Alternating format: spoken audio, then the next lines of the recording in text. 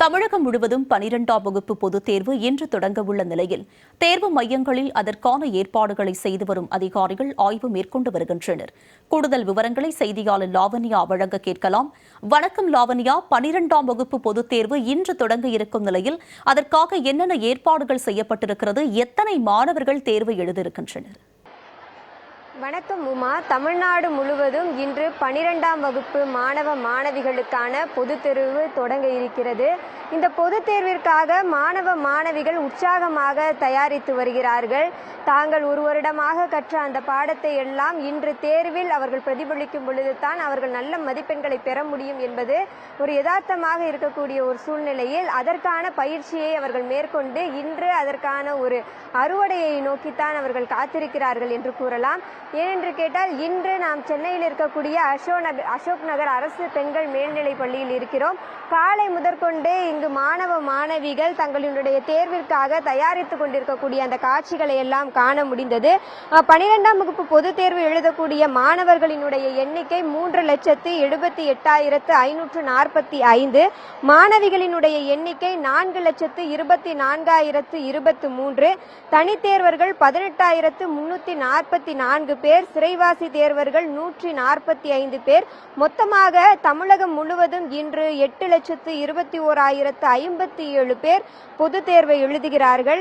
12ஆம் வகுப்பு பொதுத் தேர்வு தமிழகம் முழுவதும் 7,518 பள்ளிகளை சேர்ந்த மாணவர்கள் மொத்தமாக 33,316 தேர்வு மையங்களில் தேர்வு எழுதுகின்றனர். 12ஆம் வகுப்பு பொதுத் தேர்வில் தேர்வு பணியில் ஈடுபடுத்தப்படும் தேர்வு கண்காணிக்கும் படை 4,470. அதே போல தேர்வரை கண்காணிப்பாளர்களினுடைய எண்ணிக்கை 43,446 என்ற வகையிலே இந்த பொது தேர்வை ஒரு செவ்வனே நடக்க வேண்டும் என அனைத்து தரப்புமே எதிர்பார்த்து கொண்டிருக்கிறார்கள். இருப்பினும் மாணவ மாணவிகள் தங்களினுடைய அந்த தேர்விற்காக ஒரு பதட்டமாகவும் ஒரு உற்சாகமாகவும் அந்த தேர்வினை அணுகக்கூடிய அந்த ஒரு காட்சிகளைத்தான் நாம் காண முடிகிறது. அதிலும் குறிப்பாக மாவட்ட ஆட்சியர் தலைமையில் மாவட்ட தேர்வுக்குழு அமைக்கப்பட்டு ஒருங்கிணைப்பு கூட்டம் நடத்தி அந்த கூட்டத்திலே தடையில்லா மின்சாரம் வழங்கிட மின்சாரத்துறைக்கும், தேர்வு பணிகளுக்கு பாதுகாப்பு வழங்கிட காவல்துறைக்கும், தேர்வு மையங்களில் போதுமான அடிப்படை வசதிகள் செய்து தர உள்ளாட்சி அமைப்புகளுக்கும் முன்னேற்பாடுகள் குறித்து ஏற்கனவே அறிவுறுத்தல்கள் வழங்கப்பட்டது. அந்த வகையிலே அடிப்படை வசதிகள் அனைத்துமே சரியாக இருக்கிறதா எனவும் அதிகாரிகள் கண்காணித்து வருகிறார்கள்.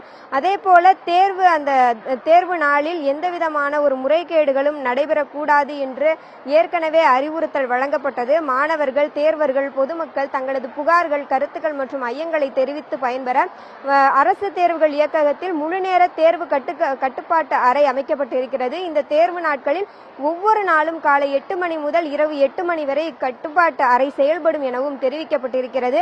அதே போல அலைபேசிக்கு தடை விதிக்கப்பட்டிருக்கிறது. இவ்வறிவுரையை மீறி தேர்வர்களோ அல்லது ஆசிரியர்களோ அலைபேசி இதர தகவல் தொடர்பு சாதனங்களை வைத்திருப்பது கண்டறியப்பட்டால் அதற்கான ஒரு நடவடிக்கை எடுக்கப்படும் எனவும் பள்ளிக்கல்வித்துறை சார்பாக தெரிவிக்கப்பட்டிருக்கிறது.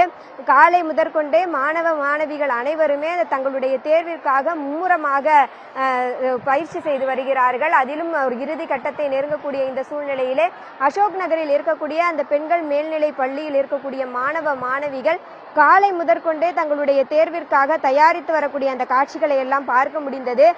தமிழ் தேர்வில் எந்த விதமான எழுத்துப்பிழையும் இருக்கக்கூடாது, அதே போல சரியான பெயர்களை எல்லாம் குறிப்பிட்டு ஒவ்வொரு வினாக்களுக்கும் பதிலளிக்க வேண்டும், கட்டுரைகளை எல்லாம் சிறப்பாக செய்ய வேண்டும். அதிலும் ஒரு தேர்வு எடுத்தால் அந்த தேர்வில் பிரசன்டேஷன் என்பது மிகவும் ஒரு முக்கியமாக பார்க்கப்படுகிறது. அந்த பிரசன்டேஷன் எல்லாம் அழகாக இருக்க வேண்டும், செவ்வனே நேர்த்தியாக இருக்க வேண்டும் என ஆசிரியர்களும் தொடர்ந்து மாணவிகளுக்கு அறிவுரைகளை வழங்கி வருகிறார்கள். இந்த தேர்வானது காலை 10 மணிக்கு தொடங்கி மதியம் 1:15 மணி வரை முடியும்.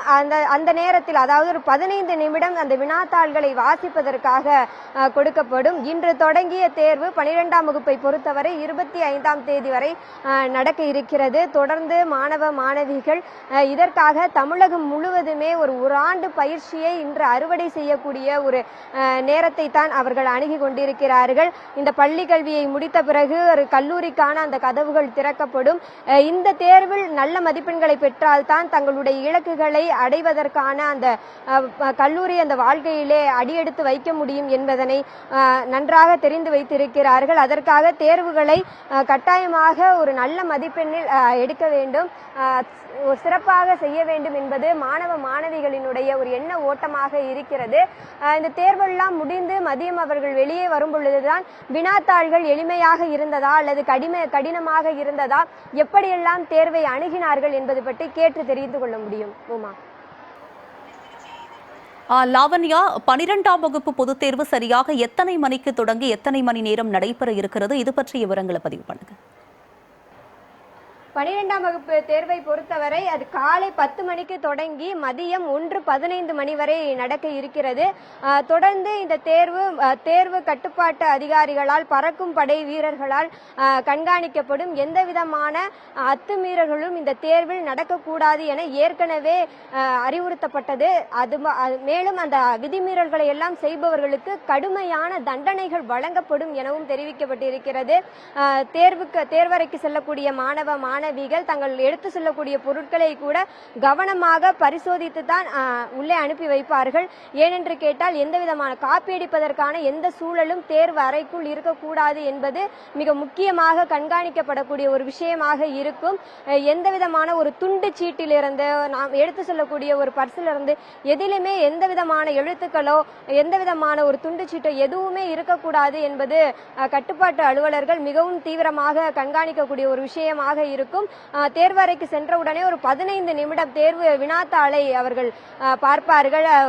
அதில் இருக்கக்கூடிய 1 மதிப்பெண் வினாக்கள், 5 மதிப்பெண் வினாக்கள், 10 மதிப்பெண் வினாக்கள், கட்டுரைகளை எல்லாம் எப்படி வழங்குவது, முதலில் எந்த மாதிரியான வினாக்களுக்கு பதிலளிப்பது, நேர மேலாண்மை இதில் மிகவும் முக்கியமாக இருக்கும். ஏனென்று கேட்டால் ஒரு நல்ல பிரசன்டேஷனை கொடுக்கும் பொழுது பிரசன்டேஷனுடன் நேர மேலாண்மை இருந்தால் மட்டும்தான் ஒரு தேர்வை செவ்வனே சிறப்பாக எழுத முடியும். அந்த விதமாகத்தான் மாணவ மாணவிகள் பயிற்சியை மேற்கொண்டு தற்பொழுது இந்த 12ஆம் வகுப்பு தேர்வை அணுகப் போகிறார்கள். உங்களுடைய விரிவான விவரங்களுக்கு நன்றி லாவண்யா.